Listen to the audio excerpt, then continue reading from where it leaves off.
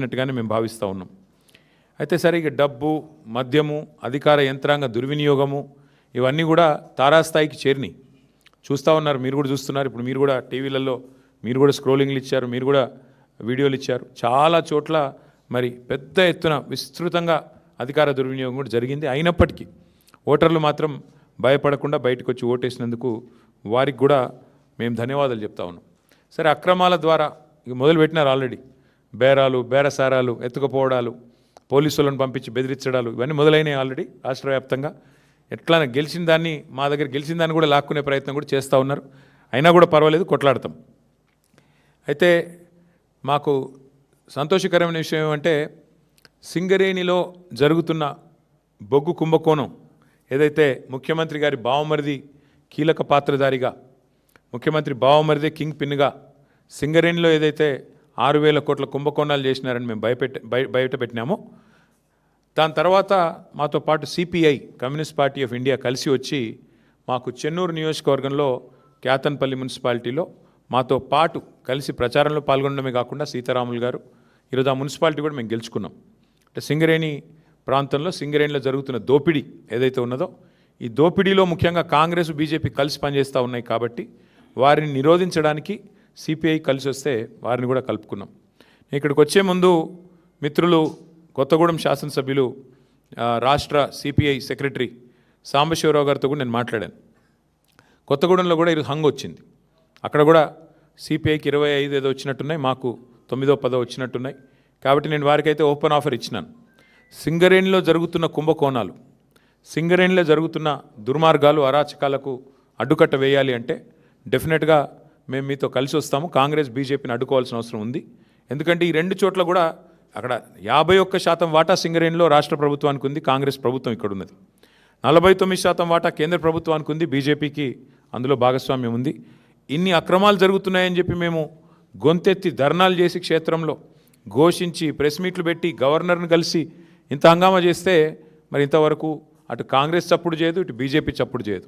అందుకే మిత్రులు సిపిఐ రాష్ట్ర సెక్రటరీ మరి సాంబశివరావు గారికి నేను ఫోన్ చేసి చెప్పాను, మీరు కనుక తీసుకోవాలనుకుంటే కొత్తగూడెం కార్పొరేషన్ మీరు తీసుకోండి, మేము మద్దతు ఇస్తాం ఓపెన్గా అని చెప్పి కూడా వారికి చెప్పడం జరిగింది. ప్యూర్లీ ఒకటే ఉద్దేశం, సింగరేణిలో జరుగుతున్న దోపిడీని, సింగరేణి కేంద్రంగా ఉన్న కొత్తగూడెంలో తప్పకుండా అక్కడ మరి కాంగ్రెస్, బీజేపీని ఎండగట్టాలన్న ఉద్దేశంతోనే ఈ ఆఫర్ కూడా మేము ఇచ్చాము.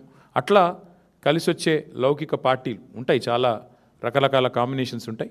ఇవన్నీ కూడా చూసిన తర్వాత మేమైతే డెఫినెట్గా గట్టిగా పోరాడినాము. గట్టిగా క్షేత్రస్థాయిలో మా నాయకులు, మా కార్యకర్తలు కూడా బలంగా కొట్లాడారు. మంచి భవిష్యత్తు ఉంది అనడానికి. అట్లాగే ఈరోజు మరి ప్రధాన ప్రత్యామ్నాయం, ప్రధాన ప్రతిపక్షమే ఈ రాష్ట్రంలో. కాంగ్రెస్తో పోరాడగలిగిన శక్తి, కాంగ్రెస్ను గద్దెదించే శక్తి, బీజేపీని నిరోధించే శక్తి ఖచ్చితంగా బీఆర్ఎస్కు మాత్రమే ఉంది అని మొన్న పల్లెల్లో జరిగిన ఎన్నికలు, ఇవాళ పట్టణంలో జరిగిన ఎన్నికలు తేల్చి చెప్పాయి. పల్లెల్లో 4,000 పైచిలకు సర్పంచులు గెలిపించారు ప్రజలు. మరి అట్లాగే పట్టణంలో కూడా ఈరోజు చూస్తే దాదాపు 730-740 వార్డులు గెలిచి అక్కడ ఇక్కడ 2 చోట్ల కూడా ప్రధాన ప్రతిపక్షం కేవలం బీఆర్ఎస్ మాత్రమే. పోరాడే సత్తా ఉన్న పార్టీ బీఆర్ఎస్ మాత్రమే. 2 పార్టీలు, ఒకటి ఢిల్లీలో అధికారంలో ఉంది, ఇంకోటి రెండోది రాష్ట్రంలో అధికారంలో ఉంది. కానీ ఈ 2 పార్టీలు ఉన్నప్పటికీ, ఎన్ని రకాల కుయుక్తులు పనినప్పటికీ బీఆర్ఎస్ఏ, కేసీఆర్ గారి నాయకత్వమే ఈ రాష్ట్రానికి శ్రీరామ రక్ష అని చెప్పి మళ్ళీ ఒకసారి అటు పల్లెల్లో ఇటు పట్టణంలో ప్రజలు తేల్చినట్టయింది. మరి ఇదే ఉత్సాహంతో రేపు హైదరాబాద్ కార్పొరేషన్ కానీ, మిగతా కార్పొరేషన్ వరంగల్, ఖమ్మం కానీ, అట్లాగే జిల్లా పరిషత్ ఎన్నికలు పెడితే వాటిలో కానీ ఇదే ఉత్సాహంతో ముందుకు పోతాం. డెఫినెట్గా ఎక్కడెక్కడైతే ఈ దుర్మార్గాలు, అరాచకాలు జరిగినాయో వీటిని వదిలిపెట్టం. అవసరమైతే వాటి మీద న్యాయ పోరాటం చేయడం, వాటి మీద ఇంకా ఎట్లాంటి వ్యూహాలు అవలంబించాలో అవన్నీ కూడా పార్టీలో చర్చించి నిర్ణయం తీసుకుంటాం. కానీ మళ్ళొకసారి మా కార్యకర్తలకి, నాయకులకి, మాకు సపోర్ట్ చేసిన ప్రజలకి, మాకు ఓటేసిన ప్రజలకి చాలా స్వల్పమైన తేడాతో ఓడిపోయాం. కొన్ని చోట్ల 1 ఓటుతో, 1/2 ఓటుతో ఇట్లా రకరకాలుగా జరిగినాయి. అక్కడ కూడా ఓడిపోయిన వాళ్ళు కూడా ఎవరు నిరాశ పడవద్దని, బేజారు కావద్దని చెప్పి కూడా వారికి కూడా విజ్ఞప్తి చేస్తూ మీకు కూడా మళ్ళొకసారి ధన్యవాదాలు.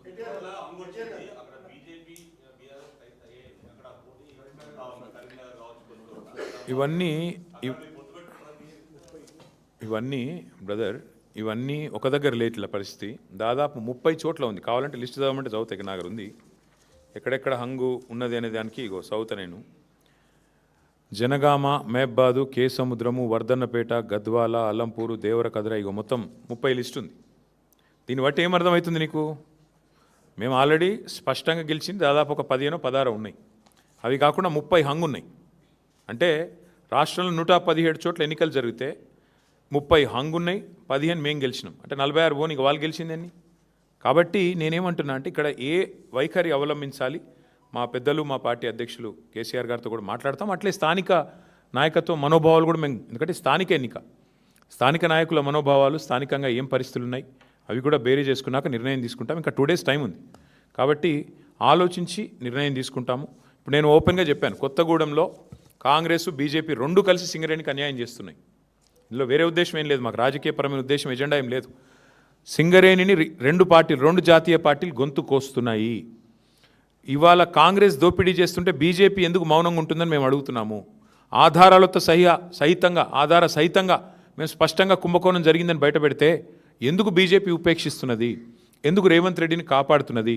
రేవంత్ రెడ్డి బావమరిదే కింగ్ పిన్గా ఇంత పెద్ద కుంభకోణం నడుస్తుంటే భారతీయ జనతా పార్టీ ప్రభుత్వం ఎందుకు అడ్డుకుంటున్నది? ఎందుకు అడ్డుకోలేకపోతున్నది? ఎందుకు కాపాడుతున్నది కాంగ్రెస్ అరాచకాలని అనేది మా ప్రధాన ప్రశ్న. అందుకే సిపిఐ నాయకత్వానికి నేను అందుకే ఓపెన్గా చెప్తా ఉన్నా, ఇలాంటి ప్రత్యేకమైన పరిస్థితులు ఉంటాయి అక్కడక్కడ. దాన్ని బట్టి మరి మా పెద్దలతో చర్చించి పార్టీలో చర్చించిన తర్వాత స్థానిక నాయకత్వ మనోభావాలు దృష్టిలో పెట్టుకుని నిర్ణయం తీసుకుంటాం.